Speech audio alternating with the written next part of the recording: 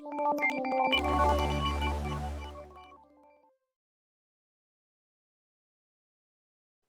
երեքտեկյան մշակութային միության առցանց հաղորդումներու հետևողներ. Welcome to our audience Tekian podcast.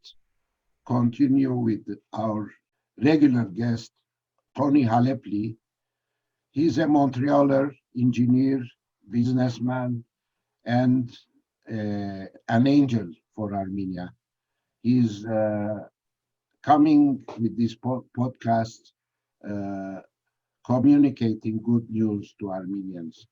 After the last war, we had psychologically suffered after the war, and Tony is projecting hope and good news to all of us that we can do things and we should do things. We shouldn't stay idle. Tony's second podcast was discussing the bee hive and its possibilities. And I would like to announce to my audience and to Tony that the Tekian Cultural Association has initiated a project of fundraising to come and help Artsakh refugees. And I'm glad today that we undertook already, and this will happen soon. We are supporting 5 families with beehives and bee colonies. This was the result of Tony's second podcast. Tony wanted to give that message that all of us, we could achieve something for Armenia. And Tekian followed, and the time is short.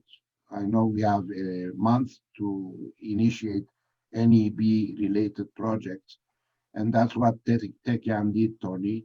We followed your guidance, and you are going to establish the link with Suniq NGO so that they prepare the beehives and the bee colonies for our 5 families. This is a start, and Tekian will continue. And since you were established in Vayotsor area, that's where we found 5 families which will benefit from this assistance. And this is not just an assistance, it's a way to give them hope and to give them an income to survive and to make a better living. Thank you, Tony, and you're welcome back. Thank you, Arto. Arto, I want to thank you. I want to thank Tekian Cultural Association, and I want to say my thanks enabling me to do this podcast and convey a message to the diaspora friends and Armenia friends. And also I want to thank personally Van Armenian, which is the president of Atken Armenian Foundation. He has been very much instrumental in enabling me to carry several sustainable development projects in Hayastan. Thank you, Van. Thank you very much. Today's podcast, I want to call it Prosperity, Prosperity, Prosperity. It is possible. Through this podcast, we will see that this is possible. Our nation needs more than ever a better life. And with all the technological developments happening the last several years, this is possible. I would say that technology is a kingmaker. With technology, we can have a prosperous and a strong country. When you have prosperity, you can defend yourself. Now, I would like to say that we have entered a completely new world. Especially COVID-19 has accelerated exponentially the implementation of new technologies. Today's technologies, I'm going to take 5 seconds to just name a few so that people understand what I'm talking about. We're talking about information technologies, quantum computers, artificial intelligence, robotics, autonomous vehicles, genomic treatments, biotechnologies, nanomaterials. It's just endless. And we are a nation that like technology. So it's no more that your neighbors have more population. It's now, do you have technology? And now this is what we're after. And some of these technologies that I mentioned, they have already entered agriculture and food processing. My business is in selling equipment to food processors. What I have seen last several years happening in Canada is amazing. And it's happening in the world. Okay. Now I want to go back quickly to our last two podcasts. I had briefly mentioned that there is food deficiency in Armenia. We are a beneficiary of World Food Program of United Nations, but soon we're going to stop all that. I want to mention quickly the problems of Armenia's agriculture. Because of the ill-advised reforms of the first Armenian government of Levon Bedrosyan, there was a land distribution. Unfortunately, the lands were parceled to people that are not into agriculture. I can give you an example that Vayotzor average plot is about 0.4 hectares. 1 hectare is 100 meters by 100 meters. With 0.4 hectares to earn an income for an average agricultural family is not possible. Second, lack of modern technologies. That's the legacy of Soviet times. Third, lack of credit. Nobody can build a business without credit. And there is not much hope with various microcredit NGOs. Unfortunately, these NGOs, they think they're doing good. Some of them, I would say even most of them, giving 15 to 19, 20% at interest rate to the small businessman and to the farmer is wrong. They are bankrupting farmers and small businessmen with all their beautiful intentions. Contrary to all this, at Suniq NGO, we provide assistance. We don't ask money. We give fruit tree saplings. We give agricultural tools. We give fertilizers. We let them use our cold storage facility, our solar dryer. We give workshops at our demonstration orchards. Other good news is that about a year or two ago, Armenian government has announced through Agricultural Bank of Armenia, AGPA, advantageous loans between 2 to 5% for agriculture if you're doing modern agriculture. If you are establishing intensive orchards, if you are doing drip irrigation, if you are establishing greenhouses. So the key is now how to help the farmers to develop business plans and apply to these loans instead of the big guys getting only these loans. Now, when you're talking about technology, in this podcast, you will mainly target agricultural technology, I suppose. Yes, definitely, Arto. This is what I want to talk about. This is what we've been implementing with the Atken Armenian Foundation and Suniq NGO. Now I want to also, I said prosperity, prosperity, prosperity. Arto, these are not empty words. I want to give one example. I want to give the example of Holland.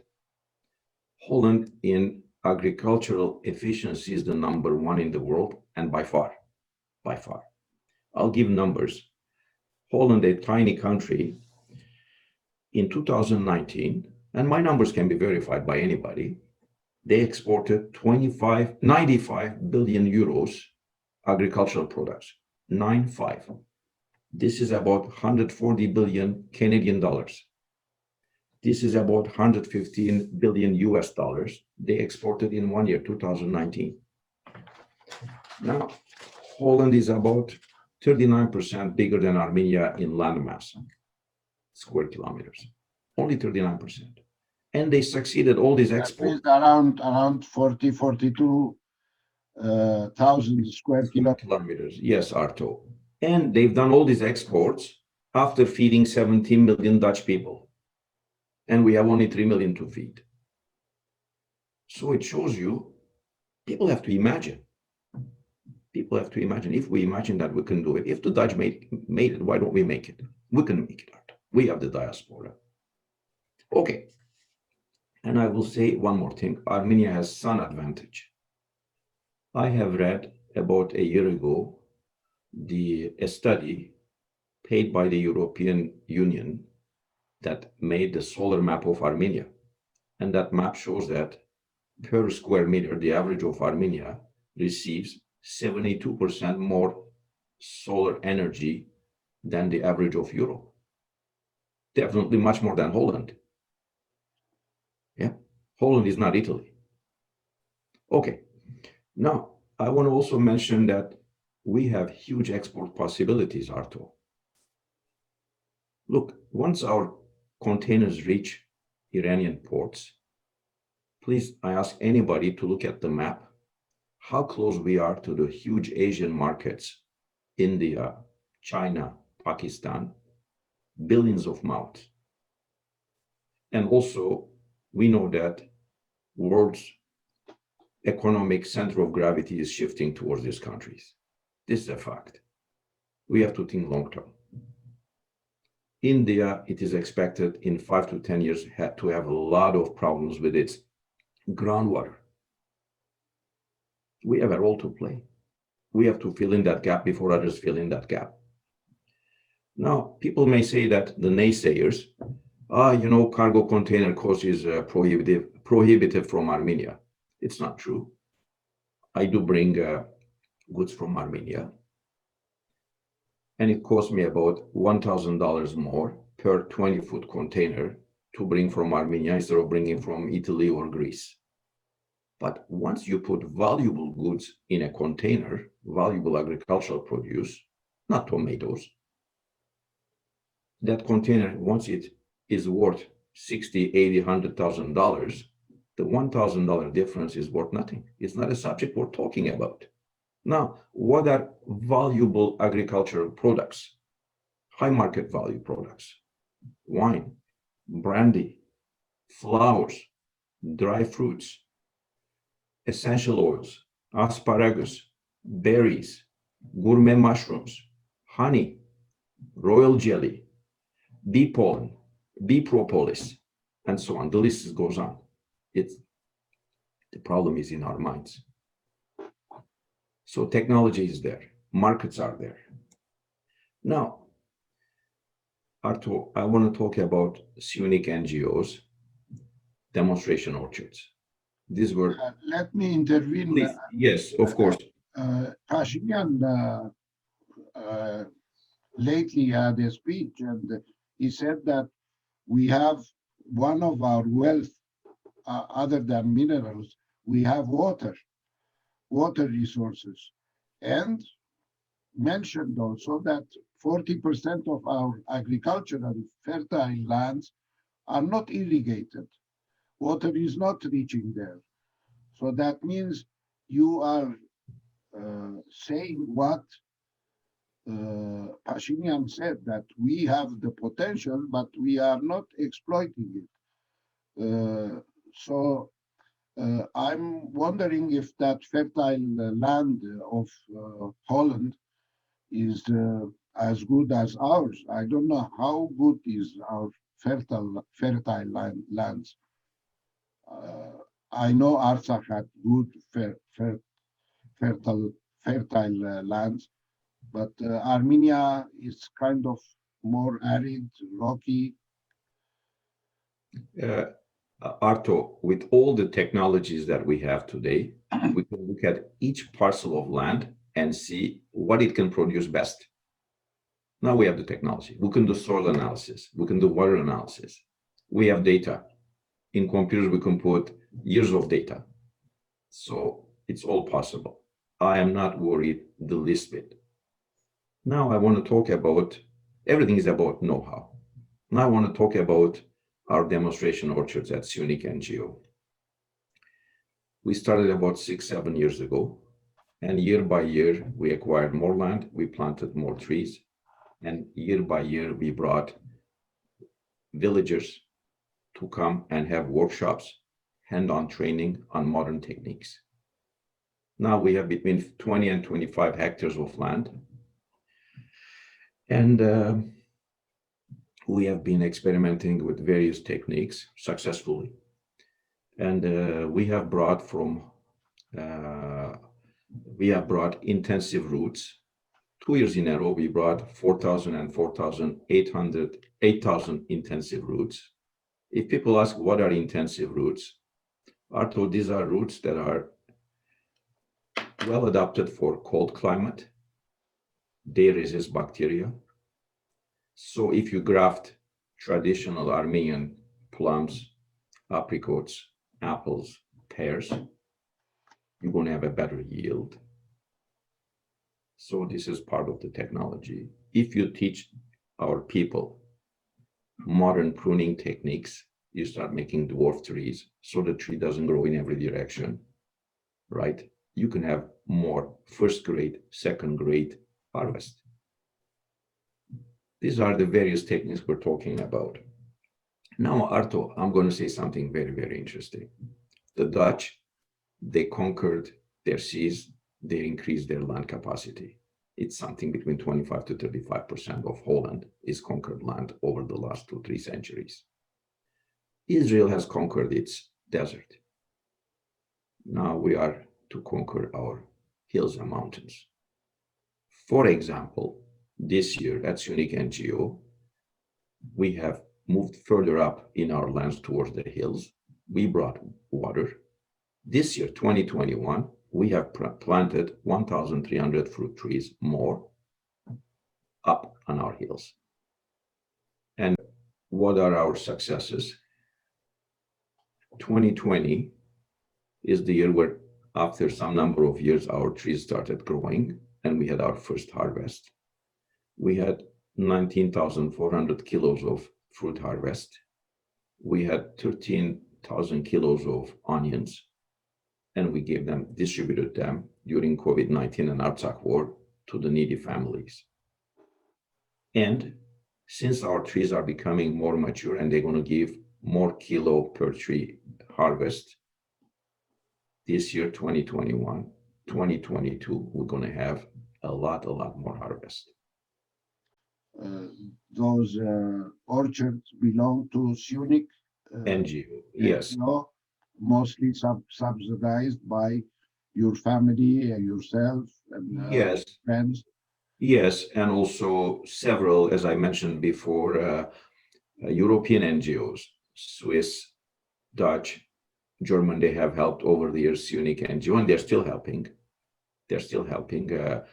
Arto, currently there is with our own standards, a huge program being implemented this year between Suniq NGO, Shen NGO, the Swiss Hex EPR, and PUM Dutch experts, helping hundreds and hundreds of Vioxor families in capacity building and also reaching markets.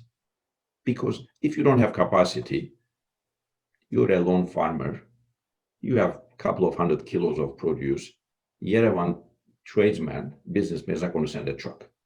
But if you're united, if you have more trees, you have more capacity, they're going to come.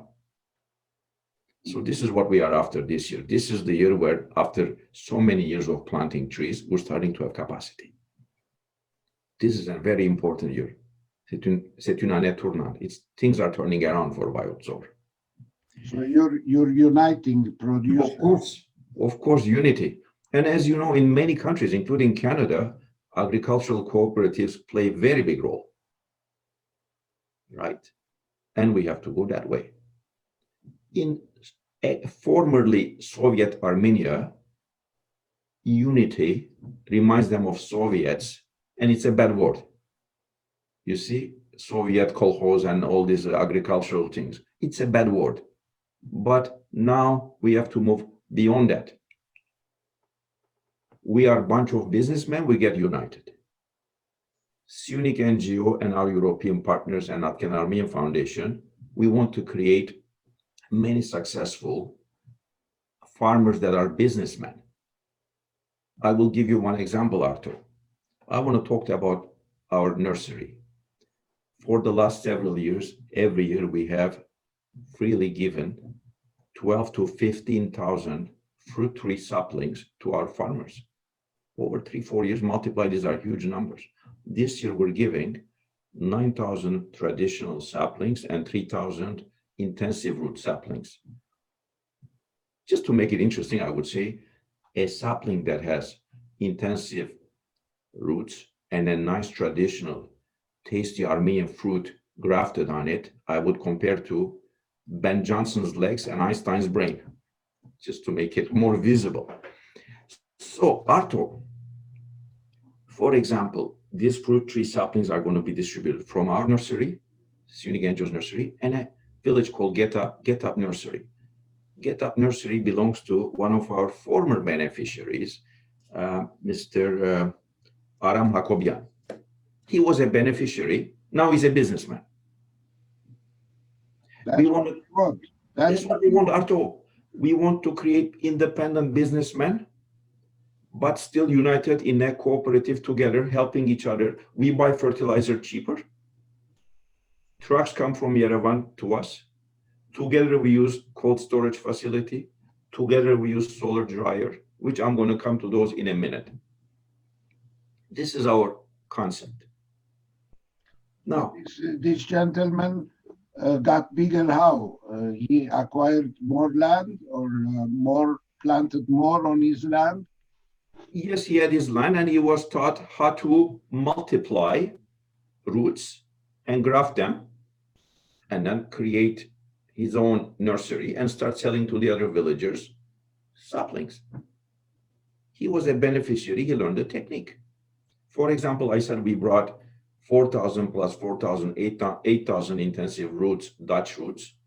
We learned ourselves how to multiply them. In a good year, you can multiply one root in Armenia's conditions by 3, by 4.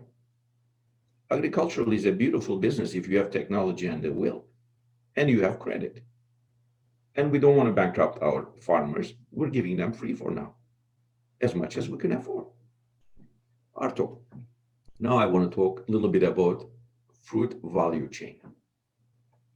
You market fresh fruits, same time as other farmers, you will have at the same time harvest. Starts with cherry and then apricots, and then it ends with apples and whatnot. But everybody's harvest comes at the same time. So the middleman comes and tells you, oh, I'm going to pay you only this much. But if you have cold storage, and if you put your harvest a few weeks later, you're going to get more money. If you have solar dryer, you can sell your produce much later. And you're not in the hands of the middleman. So you're delaying. Yes. Your market presence. Of course.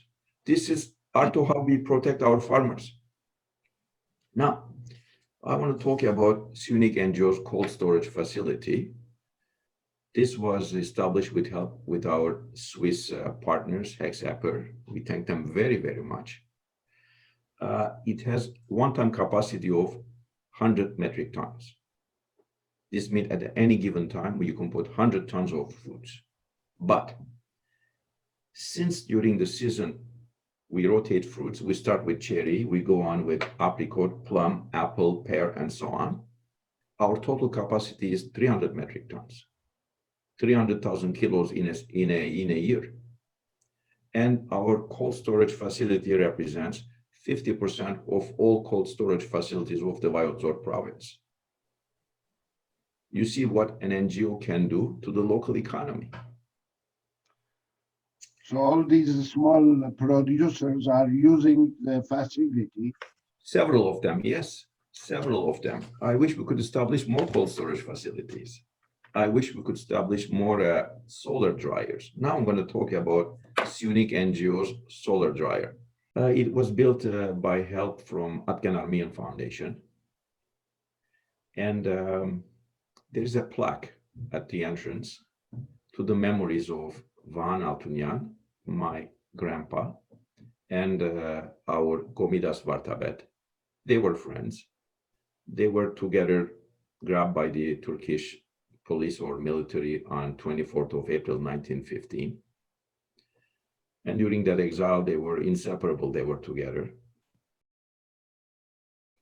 So I asked that we put a plaque to their memories.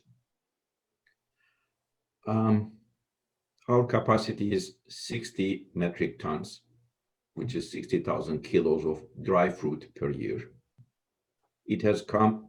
60,000 dry fruit. Yes. That means a lot in fresh. It's a lot of fresh fruit, Arto. You're right, Arto. And Arto, it represents about 35% of total solar dryer capacity of the province, Viotsor province, which we're involved with. Our solar dryer, it entered into operation only through halfway 2020 because some of our equipment was delivered late because of COVID-19. But now everything's operational. So we operated in the second half of the summer of 2020 and into fall. And I want to give you some interesting numbers. It's a success, Arto. We were able to process in half a season 72 tons of fresh fruit. And the economic benefits are as follows. We have processed $40,000 of fresh fruit, value in fresh fruit, but the selling value in dry fruit, 80,000. You double. You double the sale value. Meanwhile, we have employed 25 people with seasonal job last summer. And this year, hopefully, no war, no COVID, we can operate, and we have our equipment. We can operate it all summer, all the way into September, October. One more thing, Arto, I would like to say just to close the solar dryer. 84 farmers, they have provided their harvest, and they benefited on average 20% more drum per kilo than the market value. It was win, win, win across the board. Is it also gas powered or just solar? It's both for some fruits. Some fruits, it's completely solar. Some fruits that have more juice and they're thicker, we have to first to put into gas-powered dryer and then continue with solar. Your question is good, Arto. But some of the fruits, we don't need to use at all gas power. I would like to mention one more advantage of drying fruits, Arto. A lot of orchards in Armenia are old. That's why as Suniq NGO and Shen NGO, other partners, we are constantly trying to rejuvenate orchards. Because once your orchards are old, your trees are old, you get only second, third grade harvest. They don't have much market value.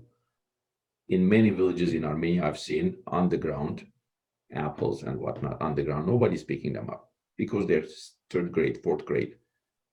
Even in the poor Yerevan market, nobody wants to buy them. Now, once you have your solar dryer, you can cut the fruit. You can cut away the bad part. You can dry it. This is a huge advantage. So this is the value chain that we're after. Fresh fruit, fruit from cold storage, fruit from solar dryer, and there's the ultimate step. Freeze drying, making fruit powder. This is another technology. And hopefully we reach that step also in the coming years. Then there will be no question of how much is the container cost to export from Hayastan. So technology. So you start producing fresh vegetables, fruits, you will attract definitely manufacturing entities as well. They'll come after the fruit. Arto, you're so right. There are currently very small canning facilities, very small juice making facilities, jam making facilities. Arto, you're right. Once you have the capacity, you will attract businesses. And of course, we can grow our juice, canned fruits, canned vegetables, jams, and whatnot. It's all possible. Right now, we're building capacity. We're planting trees. We're educating our farmers. We're uniting them. I think we're on the right track. Armenia needed that capacity because mostly apricot trees were all cut down. I heard figures, I don't know how true they are, 70% of the apricot trees were cut to have heat, to heat their homes. So Armenia lost Medzamor power station as well as most of its apricot trees. So there is a rebuilding process going on, and you are Yes, part of it for sure. yes, Arto, you're correct. Yeah, but it's passé. It's behind us. It's behind us. We're looking forward. And I gave you the example of Holland. We will achieve. We need Armenia and diaspora together. Together we can succeed. Now, Arto, I wanted to mention that one of the ways to help our villagers, other than giving them saplings and workshops, has been to providing them fertilizers, agricultural tools. This year, my close family and my friends, we have provided to 40 families agricultural tools and 40 families fertilizer for an average land of 0.4 hectares. It's already secured financed. If there are angels listening to our podcast, they want to help us. I'll give numbers. If they want to help us to give 10 more fruit tree saplings, it's only $50. If they want to provide light agricultural tools to one family, it's only $110, one set. If they want to provide fertilizer and soil treatment to one family of average 0.4 hectares, it's about $125. I would say please join in. A little donation, you're going to make life better for one more family. And eventually, Arto, as we're creating businessmen, the most successful ones will buy the adjacent empty lands, this and that. We're going to start having 1, 2, 3, 4 hectares. That will become very interesting. There's so many empty land, so much. And the owners are, I don't know where in Russia or in California, but with the land reform that is going to be in place, unused land will be acquired. And we've done the same. We started only a few hectares. Now we have over 20 hectares, I think 23, 25 hectares at Suniq NGO. Slowly we found the owners, we bought. And now we're employing, I'm very sorry for my expression, 20 people work in our orchards. And some of them are new Artsakhi friends. Arto, this is it. This is my presentation. I hope people found it interesting and logical. If there are questions, I'm more than happy to give more explanations. Well, Tony, you're doing something incredible. You're opening giving the opportunity of how ordinary people, ordinary Yes. Armenians or non-Armenians can chip in the process and create one job at a time or give comfort to a family uh, which are in dire financial situation. Your main targeted area is the Viots or Mars. I really գուզեմ քննադել գադարած գործդ եւ հայերենով գուզեմ մի քանի խոսք ալսես Թոնին շատ լավ հայերեն խոսի սակայն ուզեցինք անգլերենով ունել այս ոդքասթերը որ ավելի տարածուն լա Ամերիկա հասնի եւ ուրիշ երկրներ ու հայերեն չեն հասկանար ուրեմն Թոնին այս լավադես ներկայացումները որ պիտի շարունակվին 4 հատ եւս կարծեմ պիտի ունենանք հաջորդական եւ ուրիշ ճյուղերու մեջ Գուզե փաստել, որ ինքը համեստ հայրենասերմը, ինչպես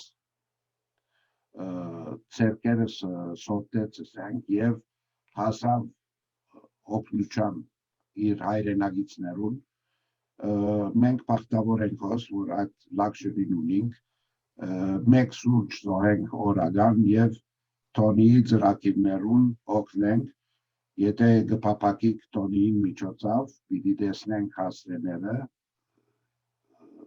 բաստարի վրա նույնիսկ կրնակ տեկյանի միջոցով եթե գուզեք ընել նույն նպատակն է նույն դեղը դիասնի ուրեմն տեկյանը միացավ այս աշխատանքին եւ մեր դարակյալ արցախցիները որ բաց հակոստով դուներեն դունդեղ ցկեցին եւ հիմա դժվար կացության մեջ են այս ձևով փոքր գումարներով գահսնինք իրենց օգնության ընտանիք մեկ ընտանիք ամեն անգամ մեկ ընտանիք բարելավենք իրենց վիճակը եւ բիզնեսմեններ կստեղծենք ուրեմն ասիկա նվիրատվության ձևով մի առնեք այլ ներդրումին նկատեցեք investment Tony այսօր վրա ամբողջացուր եւ ուզեմ ավարտենք այս podcast-ը Շատ լավ Arto անցյալ podcast-ին հրեշտակներ կփնտրենք գսած էինք պիտի ուզեի երկու հրեշտակի անունները դամ Նայրա Հարությունյան եւ Թաթև Հարությունյան Suniq NGO-ի project manager են They are my angels Իմ հրեշտակներս են Մեր ասկին նվիրված շատ լավ երկու հրեշտակ Որոնք են Suniq-ի project managers մեծ աշխատին Այո աշխատին եւ շատ ուրիշ հրեշտակներ ագա Suniq NGO-ի մեջ անոնց անուններն կալ podcast-ներուն գուտանք Arto վերջին նախատասությունը բարձրացիր I have to translate this to English This is an old Armenian saying բարձրացիր Raise yourself and raise others with you